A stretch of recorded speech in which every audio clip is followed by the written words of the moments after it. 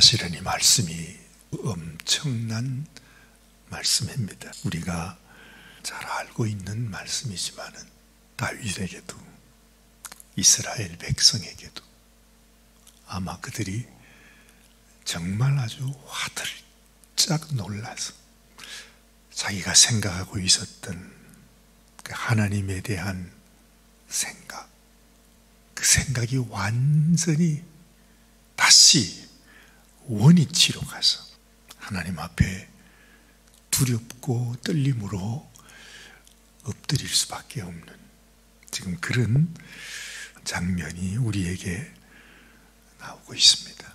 다윗이 얼마나 하나님을 사랑한 사람이었는지, 어떤 왕이었는지 우리는 두말하지 않아도 너무너무 잘 알고 있습니다. 그 다윗이 하나님을 너무 사랑해서 자기가 왕이 되자마자 이스라엘의 모든 백성들을 다 불러 모았다 했습니다.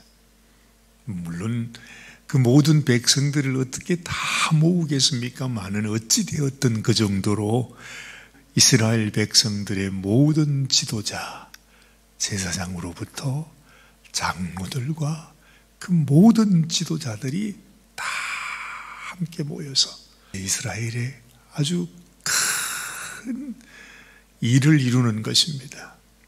얼마 전에는 그 하나님의 충성된 일꾼들이 다 모여서 이제는 다윗을 우리가 왕으로 삼고 다윗을 따라가겠다 할 때에 온 백성들이 함께 모여 마치 잔치하는 집처럼 그렇게 음식을 나누고 또 기뻐하고 즐거워하면서 온 나라가 그런 잔치집이 되었다.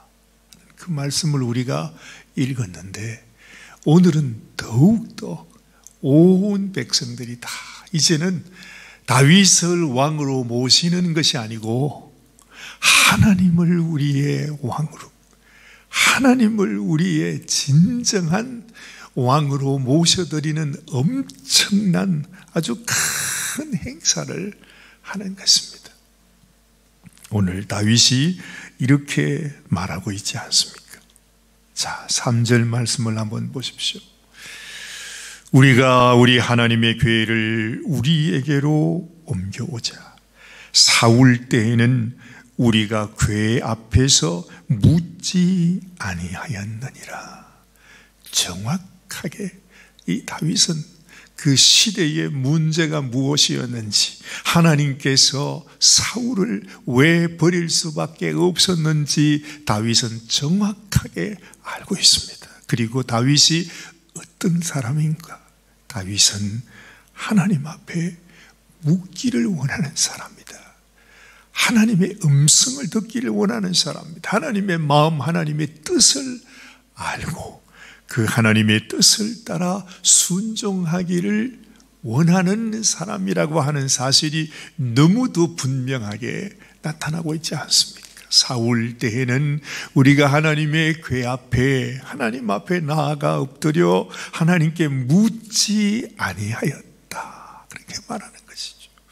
그러나 나 다윗은 하나님께 묻기를 원한다. 우리는 다 하나님께 나가서 하나님의 뜻을 묻는 백성이 되어야 한다는 사실을 다윗은 말씀하고 있는 것이죠. 그래서 온 백성이 옳습니다 하고 다윗의 말씀에 동의를 하고 이제 하나님의 궤를 모셔오기로 그렇게 한 것입니다. 4절 말씀, 뭇 백성의 눈이 이를 좋게 여김으로 온 회중이 그대로 행하겠다 한지라. 이제 다윗이 그동안 기럇여아림에 두고 있었던 그 하나님의 궤를 메어온다, 이렇게 표현하고 있습니다. 5절 말씀에 이에 다윗의 굽에 시올 시내에서부터 하마드기까지 온 이스라엘을 불러 모으고 기럇여아림에서부터 하나님의 괴를 메어 오고자 할세. 그렇죠? 또 봅니다. 6절 다윗이 온 이스라엘을 거느리고 바알라고 유다에 속한 기럇여아림에 올라가서 여호와 하나님의 괴를 메어 오려 하니 이는 여호와께서 두 그룹 사이에 계심으로 그러한 이름으로 일컬음을 받았더라. 당연히 하나님의 괴는 하나님을 섬기는 하나님의 종들에 의해서 메어 와야 하는 것이 하나님의 괴입니다. 이것이 하나님의 말씀입니다. 여기 보면 이 5절과 6절에 분명히 그렇게 말하고 있어요. 메어 오기를 원한다고 했어요. 그런데 7절 말씀에 가보니까 이것이 갑자기 변해 있는 겁니다. 자, 하나님의 괴를 메어 오지 않고 새 수레에 실었다, 그렇게 말하죠. 아비나답의 집에서 나오는데 우사와 아히오가 수레를 몰았다, 그렇게 말합니다. 도대체 어떤 이유인지는 모르지만 분명히 하나님의 괴를 하나님의 종들에 의해서 제사장들이 메어 와야 하는데, 아마도 너무도 오랜 세월 동안 하나님의 괴를 메어 본 적이 없어서 그것이 어떤 의미인지 분명히 깨닫지를 못했던 것 같습니다.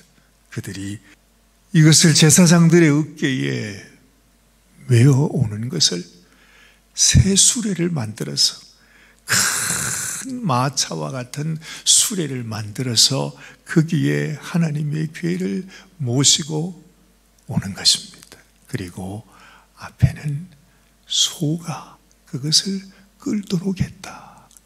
정말 안타깝지만 그들은 아직까지도 아마 그동안 오랜 세월이 그렇게 만들었는지, 아니면 사실은 그 당시에 블레셋에서 자기들의 신을 수레에 싣고 그렇게 오는 것이 블레셋 사람들이 하는 방식, 다시 말하면 이 세상 사람들의 눈으로 봤을 때에 그것이 훨씬 더 좋은 방식으로 선입견이 그렇게 되어 있었다는 것을 우리가 알게 되는 것이죠.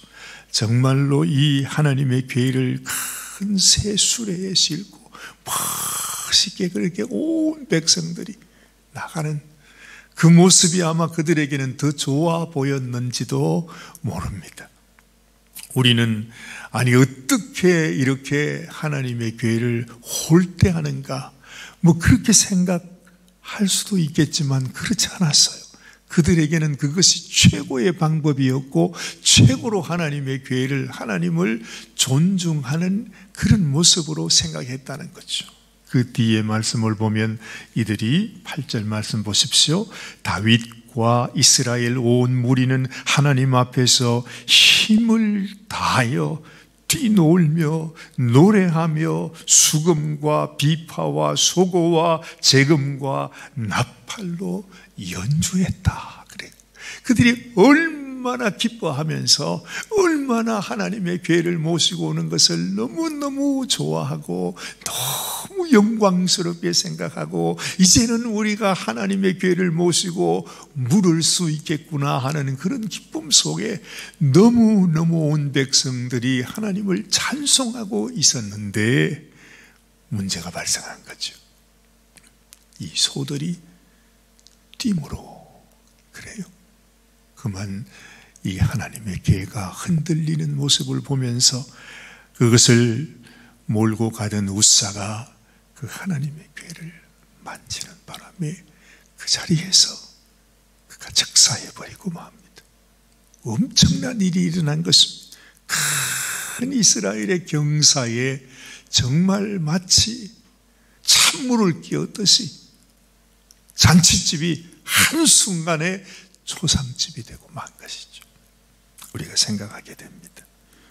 이야, 이 이스라엘이, 그것도 하나님이 세우신 다윗 왕이 그 모든 백성들이, 그 모든 하나님을 섬기는 제사장들까지, 하나님을 찬양하는 자까지 총동원이 되어서 하나님 앞에 정말로 막 너무너무 그냥 영광스럽게 찬양을 올리고 온 모든 악기와 하여튼 온 힘을 다해서 했다고 그러니까 말이죠. 그렇게 하나님 앞에 영광을 올려드리고 기뻐 찬송하며 하고 있는데, 하나님께서 그 가운데 하나님의 진노가 일어나서 그 수레를 몰던 우사가 죽임을 당합니다. 이스라엘 백성들은 물론이고 이 다윗이 얼마나 놀랐는지 말이죠. 그냥 아예 하나님의 교회를 모셔온다는 생각조차 그냥 거둬버릴 수밖에 없고, 그 가까이 가는 것마저도 너무너무 두려운 그런 상황이 됐다는 거죠. 우리에게 이것이 무엇을 말씀하고 있을까요? 하나님께서 이 말씀을 통해서 우리에게 주시는 하나님의 메시지가 무엇일까요? 우리는 생각하지 않을 수가 없는 것입니다. 우리는 늘 그렇게 생각하지 않습니까? 하나님을 우리의 삶 속에 모셔드리는 것이, 아마 하나님은 우리를 사랑하시기 때문에, 우리를 구원하시기 원하시기 때문에 그냥 내가 원하기만 하면, 우리는 흔히 그렇게 얘기를 많이 합니다. 저 역시도 그렇게 말하잖아요. 우리가 하나님을 원하기만 하면 하나님은 언제든지 우리 속에 들어오셔서 우리를 구원하시고 우리를 축복하실 것이라. 그 말씀이 맞죠. 정말로 하나님께서 그런 마음, 그런 긍휼, 그런 사랑을 가지고 우리를 대합니다. 그러나 원래는 우리 주님도 그런 말씀 많이 해요. 많은 사람들이 예수님께 나와서, 아니 율법은 이렇게 말하고 있지 않습니까? 모세는 이렇게 말했습니다. 그래서 우리가 이렇게 하고 있습니다. 그럴 때 예수님 말합니다. 너희가 하나님의 말씀을 몰라서 오해하였다. 원래는 이런 것이다. 그렇게 말씀하십니다. 그것처럼 여러분, 우리가 하나님을 내 삶 속에 모신다고 하는 것, 하나님이 우리의 왕이 된다고 하는 것, 내가 하나님 앞에 나가서 하나님을 예배할 수 있다고 하는 것이, 이것이 얼마나 무섭고 두려운 일인가. 감히 이때 이 백성들도 말이죠, 이렇게 간절하게 하나님을 사모했던 이 백성들도, 다윗마저도 하나님을 모시려고 하는데 그 일이 이렇게 무섭고 두려운 일이었다는 거죠. 그런데 우리는 지금 그 하나님을, 우리를 그렇게 사랑하셨어. 정말 우리를 위해 생명까지 바치면서 제발 내가 너희의 왕이 되기 원한다. 내가 너희의 아버지다.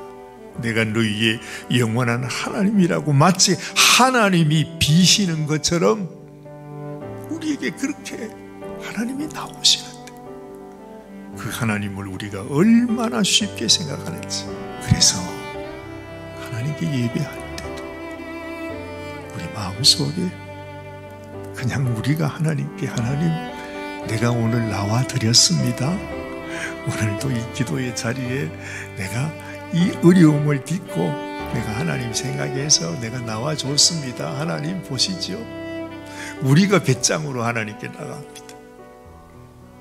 그러나 우리 마음 중심에, 우리 기분 속에 하나님을 나의 아버지로 모신다는 것, 하나님을 나의 왕으로 모신다는 것이 얼마나 이것이 무서운 일인가, 얼마나 큰 일인가.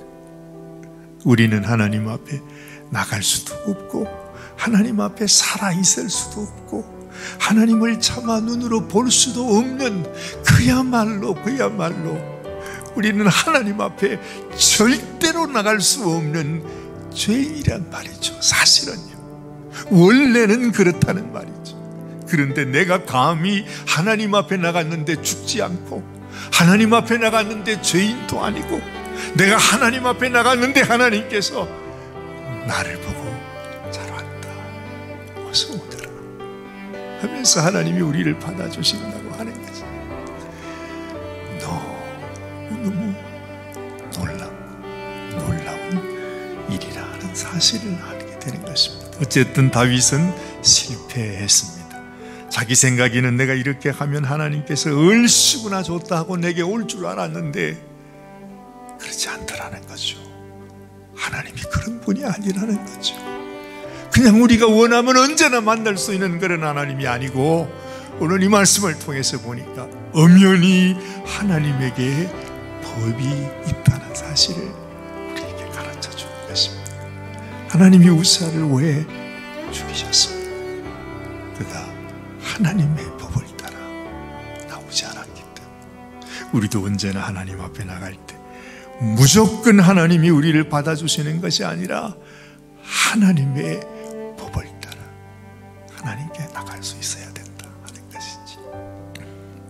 오늘 우리도 주님 앞에 내가 지켜야 할 법이 뭘까?